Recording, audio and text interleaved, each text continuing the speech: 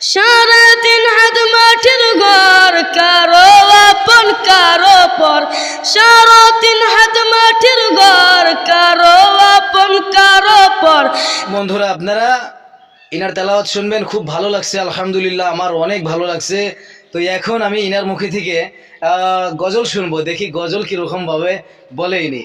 আসসালামু আলাইকুম। ওয়ালাইকুম আসসালাম। সাহেব আপনি একটু গজল বলেন, অনেক ভালো লাগছে আপনার তেলাওয়াত, তাই আমি আপনাকে রিকোয়েস্ট করতেছি, আপনাকে অনুরোধ জানাইতেছি, আপনি একটা গজল বলবেন, যতটুকু পারেন আপনি অতটুকুই বলবেন ইনশাআল্লাহ। মাশাআল্লাহ, বলেন আপনি।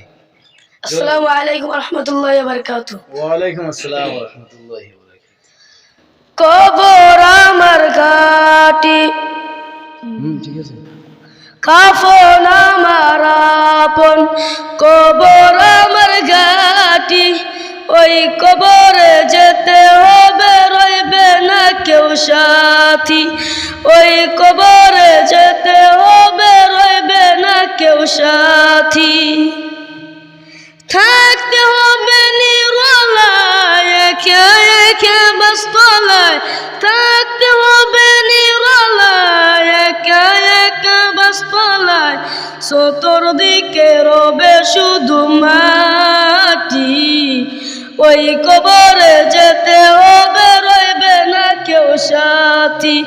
কাফন আমার আপন, কবর আমার ঘাটি, ওই কবরে যেতে হবে, রইবে না কেউ সাথী। সাড়ে তিন হাত মাটির ঘর, কারো আপন কারো পর।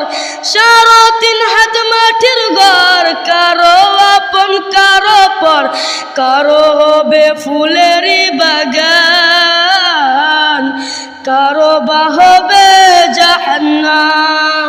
আসসালামু আলাইকুম ওয়া রাহমাতুল্লাহি ওয়া বারাকাতুহু। ওয়ালাইকুম আসসালাম ওয়া রাহমাতুল্লাহি ওয়া বারাকাতুহু। দেখেন গজলটা কিন্তু কিরকম বলছে, আপনারা সবাই একটু গজলটা বুঝবেন যে কি বলছে। দেখেন ছোট মানুষ, কিন্তু ছোট বলা যাবে না, অনেক অনেক বড় আমার হিসেবে, আমার অনেক ভালো লাগছে আলহামদুলিল্লাহ। তো আপনারা সবাই বেশি বেশি করে ভিডিওটা শেয়ার করবেন, আপনাদের কাছে অনুরোধ থাকলো, আর আপনারা সবাই দোয়া করবেন যাতে ভবিষ্যতে বহুত বড় একজন হক্কানি আলিম হতে পারে। আপনারা সবাই দোয়া করবেন। আসসালামু আলাইকুম ওয়া রাহমাতুল্লাহ। ভুল বেয়াদবি হলে সবাই ক্ষমা দৃষ্টিতে দেখবেন ইনশাআল্লাহ।